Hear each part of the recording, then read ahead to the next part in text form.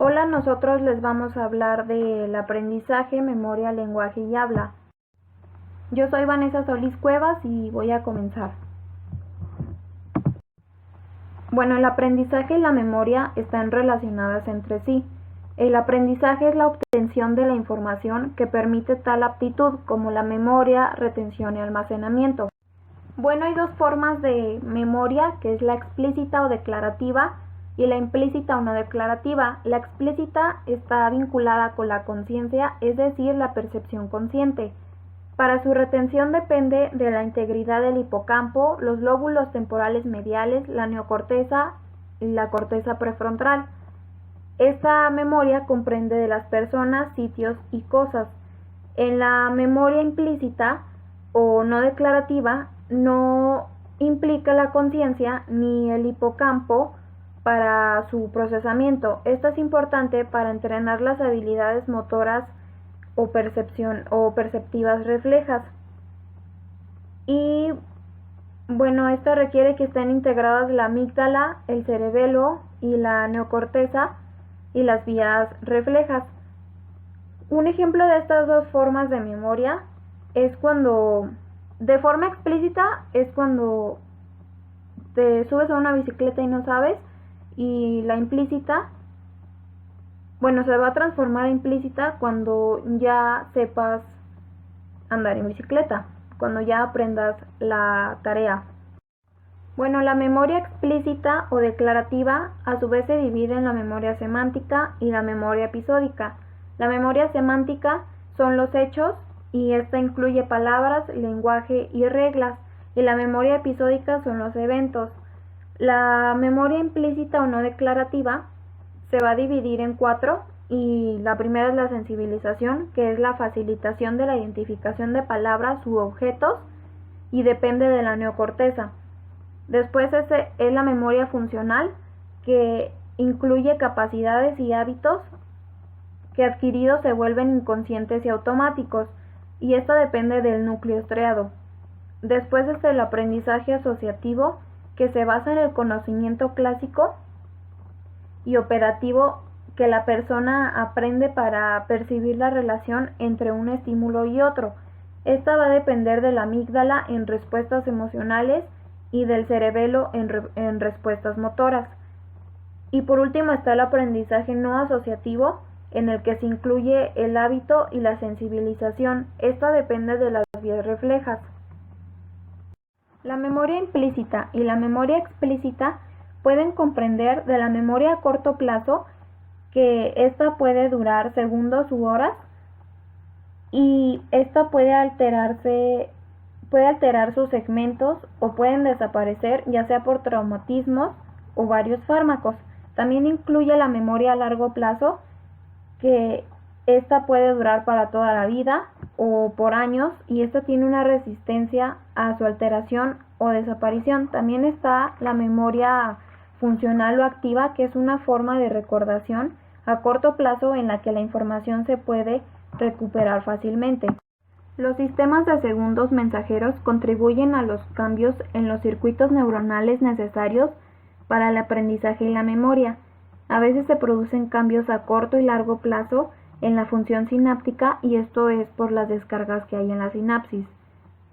Una forma de cambio plástico es la potenciación posttetánica, en la que surgen potenciales postsinápticos más intensos, y estos pueden durar hasta 60 segundos, y surge después de secuencias de estímulos breves de tetanización en la neurona presináptica.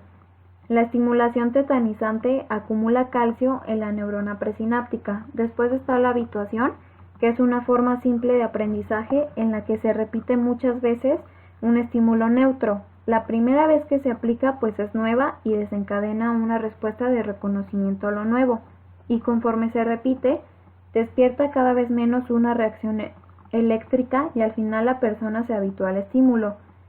Tiene una menor liberación del neurotransmisor desde la terminación presináptica porque se reduce el calcio intracelular, y este es un complejo clásico de aprendizaje no asociativo. Después está la sensibilización, que comprende una serie duradera de respuestas postsinápticas aumentadas. ocurre como una respuesta transitoria y esta depende de la facilitación presináptica. Bueno, después está la potenciación a largo plazo, que es la intensificación persistente y de aparición rápida de la respuesta potencial postsináptica a la estimulación presináptica.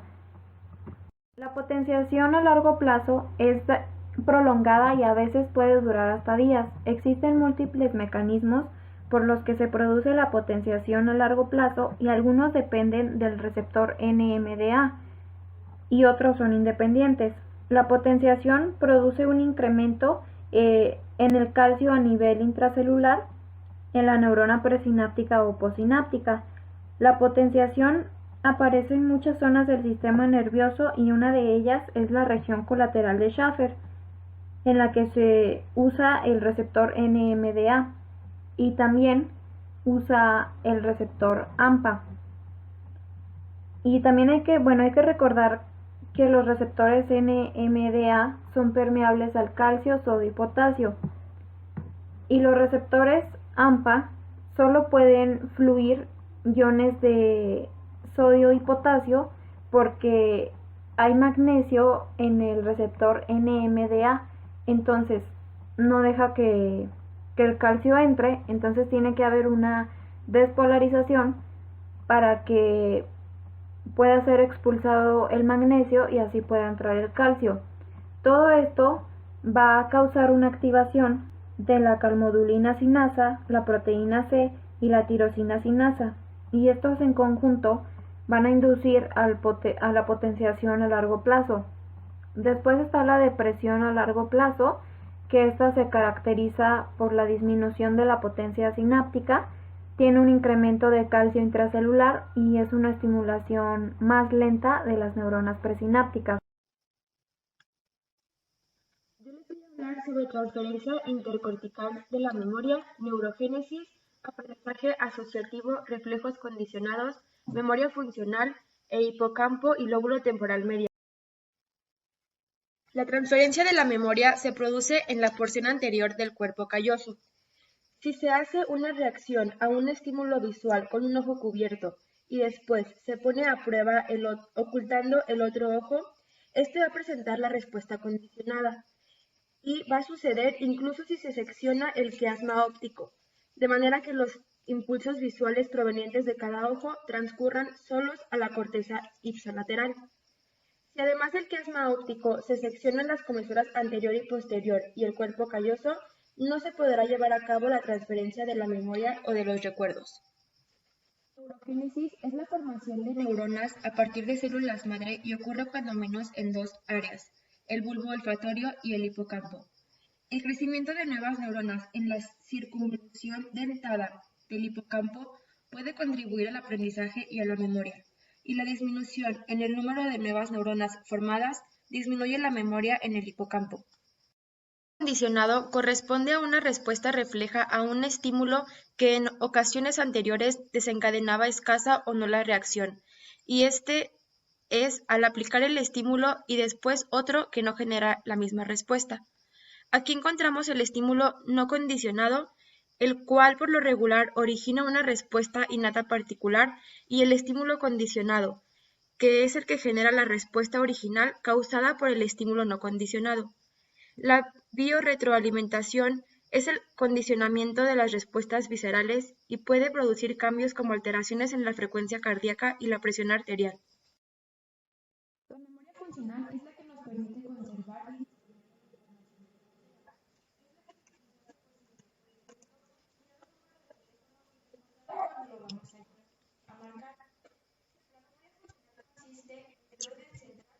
y en dos sistemas de ensayo. Uno es el sistema ventral y otro es el sistema visoespacial paralelo. El primero nos permite conservar los recuerdos visuales y el segundo, preservar los aspectos visuales e imprecisos de los objetos.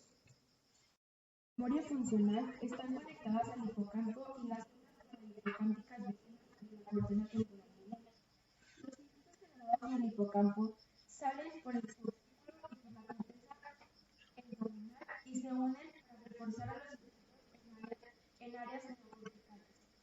Y esto es lo que va a formar recuerdos o memorias de motor visuales. Hablaré sobre memoria a largo plazo, sensaciones de extrañeza o de familiaridad, enfermedad de Alzheimer y demencia senil, lengua y habla.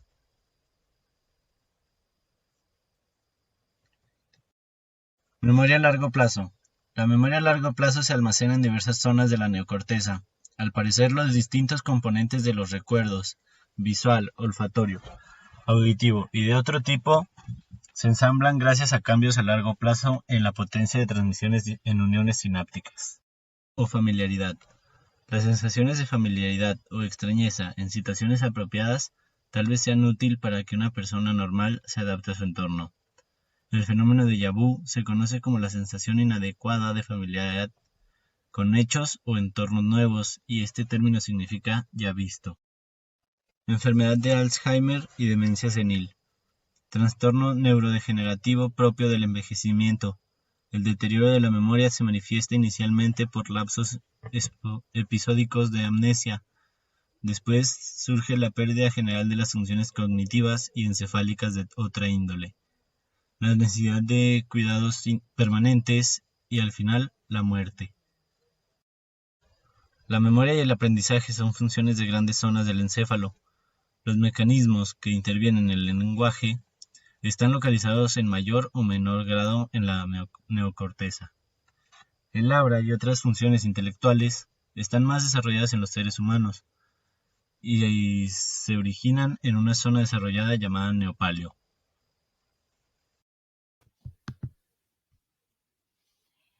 Ok, continuamos con la fisiología del lenguaje. Para comenzar, tenemos qué es el lenguaje. Bueno, el lenguaje es uno de los principales fundamentos para nosotros las personas, ya que determina nuestra inteligencia, el tipo de raza humana, la cultura en la que estamos y pues lo más importante, nos ayuda a comunicarnos con las otras personas. Cabe destacar que pues todas las habilidades lingüísticas que tenemos, estas pues están de parte del hemisferio izquierdo. Las principales áreas encefálicas van pues a intervenir en el surco cerebral lateral. La principal área que tenemos es el área de Wernicke, que la vamos a tener en este lado, el cual pues se va a asociar con la comprensión utilizando pues la interpretación, la memorización y pues la información lingüística, ya sea escuchándola, viéndola o simplemente al momento de leerla. Después va a ser el área de la broca, que la vamos a tener de este lado, la cual pues va a estar asociada con la producción del lenguaje, ya sea pues conocer las palabras o simplemente pronunciar bien las oraciones. En el lenguaje pues también tenemos trastornos, las cuales los vamos a conocer como afasias, las cuales vienen siendo pues un trastorno del habla, la cual pues está provocada por la afectación de las áreas del cerebro, que pues estas van a intervenir en el lenguaje de las personas, las cuales nos van a hacer que tengamos dificultad para comunicarnos. Cabe destacar que pues sus causas más frecuentes siempre pues van a ser por las embolias, la trombosis en algún vaso cerebral. Los tipos de afasia se clasifican, que viene siendo la afasia fluida, la cual pues la vamos a encontrar en el área de Wernicke, de este lado, la cual pues al momento en que la persona habla demasiado ya no entiende ni siquiera el significado de las palabras que está diciendo. Después vamos a tener la afasia no fluida, que la vamos a encontrar en el área de Broca, la cual pues esta nos va a dar una dificultad para pronunciar algunas palabras u oraciones, o simplemente al momento en que habla la persona lo hace con una pronunciación demasiado lenta. Y para terminar vamos a tener la afasia anómica, la cual pues va a presentar un daño tanto en el área de la broca como en el área de Wernicke, y pues lo que esta va a provocar es que al momento en que él escribe las cosas ni siquiera lo va a entender, o al momento en que ve alguna imagen no va a saber ni siquiera interpretarla.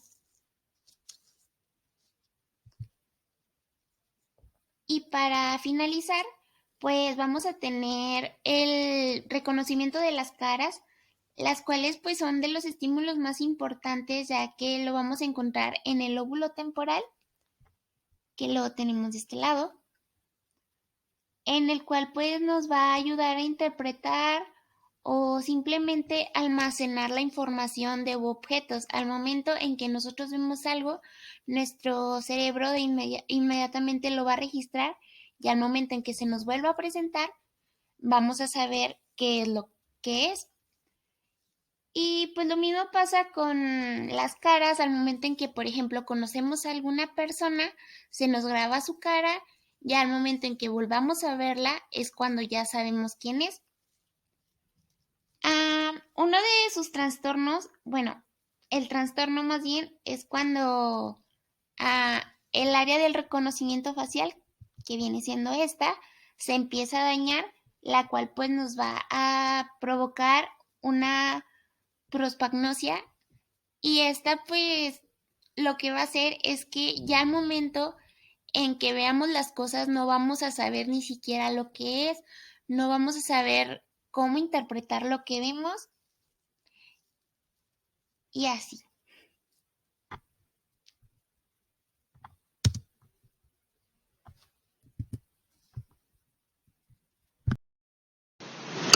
Yo les hablaré sobre los recuadros clínicos y en este apartado mencionaremos específicamente 5, que son los que marcan el libro. Empezando por la lesión cerebral traumática, este se define como un daño no degenerativo ni congénito del cerebro, ya sea causado por una contusión o alguna perforación. Este trae consigo deficiencias permanentes o temporales. Con temporales puede ser algún defecto en la cognición, en habilidades físicas, emocionales, conductuales y o disminución del conocimiento. Una de las causas principales de muerte o discapacidad a nivel mundial es la lesión cerebral traumática, siendo esta consecuencia de caídas, accidentes en vehículos motorizados y agresiones. En algunos casos puede presentar un cuadro llamado diásquisis, en el cual las zonas muy distantes del sitio real de la lesión también comienzan a presentar disfunción. Se puede calificar en 3 grados una lesión cerebral traumática.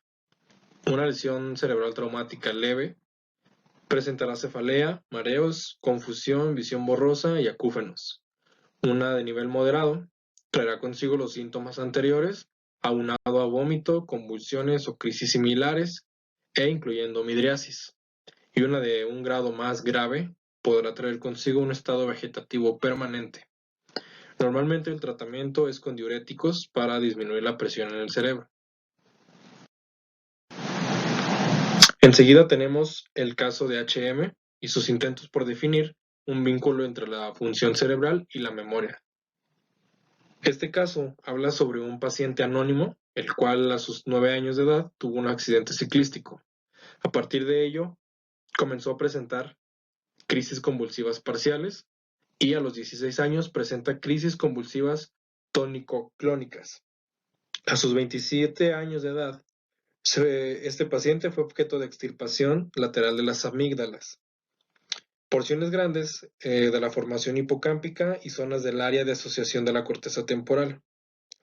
Gracias a esto hubo un mayor control de las crisis convulsivas, pero la extirpación de los lóbulos temporales le ocasionó unos déficits devastadores de la memoria.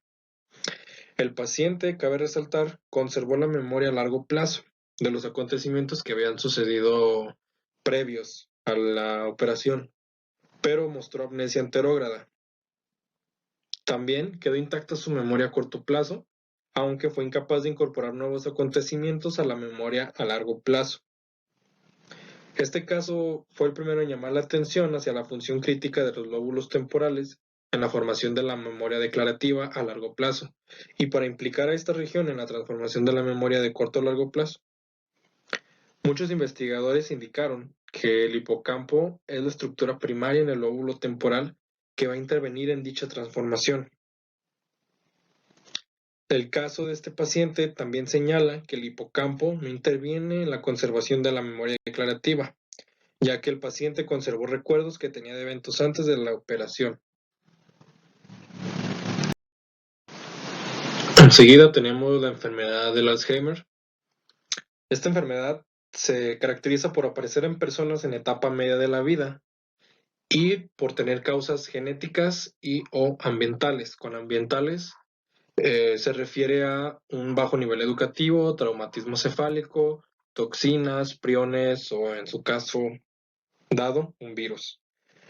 En la variante del comienzo temprano de este trastorno se ha detectado una forma familiar.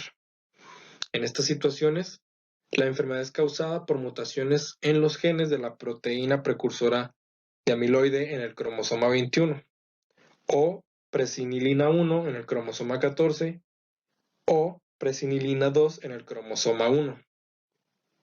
Esto se transmite por un mecanismo dominante autosómico. Dado esto, los hermanos de la misma generación pueden tener posibilidades de un 50-50 de presentar la variante familiar en caso de que alguno de sus progenitores la muestre. En su caso, el factor de riesgo más frecuente para el desarrollo de la enfermedad de Alzheimer es la edad. Esta se manifiesta de un 8 al 17% de la población mayor de 65 años de edad, y en personas de 95 años y mayores, la incidencia es del 40 al 50%. Como tratamiento en sí, no hay tal cual, pero el uso de inhibidores de acetilcolinesterasa, como puede ser el donepezilo, en etapas incipientes del trastorno, aumenta la disponibilidad de la acetilcolina en la sinapsis. La memantina está demostrado que retrasa, pero no impide la agravación de los síntomas en algunos pacientes, no en todos. Entonces, el único beneficio que hay es que se puede ralentizar la aparición de la enfermedad, pero no prevenir. Enseguida tenemos las lesiones de los hemisferios representacional y categórico. Una lesión en el hemisferio categórico nos produce trastornos del lenguaje y afasias. Y en el hemisferio representacional, una asterognosia, que será la incapacidad de identificar objetos por el tacto y otras agnosias. Recordemos que la agnosia es un término que se le da a la imposibilidad de reconocer objetos, ya sea por medio de un sentido en particular, a pesar de que este último se halla intacto. Y ambas se encuentran con regularidad en el lóbulo parietal. El síndrome de inatención unilateral y ausencia de orientación. Las personas que presenten tales lesiones al parecer no tendrán alteraciones visuales, auditivas o somatoestésicas primarias, pero no perciben estímulos provenientes de la región contralateral del cuerpo del espacio que rodea dicha porción. Lo antes mencionado causará que el paciente tenga un descuido de la mitad de su cuerpo y en algunos casos muy extremos, que la persona se rasure la mitad de la cara o coloque vestidos en la mitad de su cuerpo o lea solamente la mitad de una página. Las lesiones de zonas diferentes del hemisferio categórico producen afasias fluida, no fluida y anómica. Las afasias aparecen por lesiones del hemisferio categórico, pero de igual modo intervienen aquellas situadas en el hemisferio representacional. Por último, tenemos la dislexia. La dislexia se define como deficiencia en la capacidad lectora. Se va a caracterizar por una dificultad en el aprendizaje a nivel semántico, ortográfico y de lectura. Puede ser una anomalía hereditaria, afectando simplemente al 5% de la población, y en algunos casos coexiste con el déficit de atención. Las dislexias adquiridas pueden ser por algún daño encefálico en áreas del lenguaje, como es en el hemisferio izquierdo. Existen múltiples teorías de las causas de la dislexia, pero 3 son las que más llaman la atención de los investigadores. La primera sería la teoría fonológica, la cual es una deficiencia específica en la representación del almacenamiento y recuperación de sonidos del habla.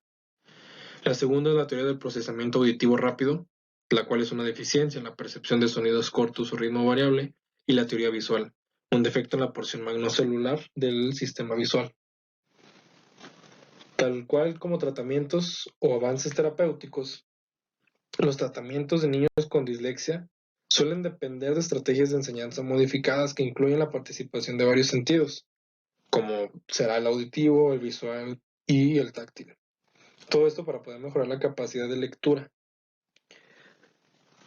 Obviamente es mejor cuando se diagnostica pronto y se realizan las intervenciones necesarias, podrá tener un pronóstico benéfico para el paciente.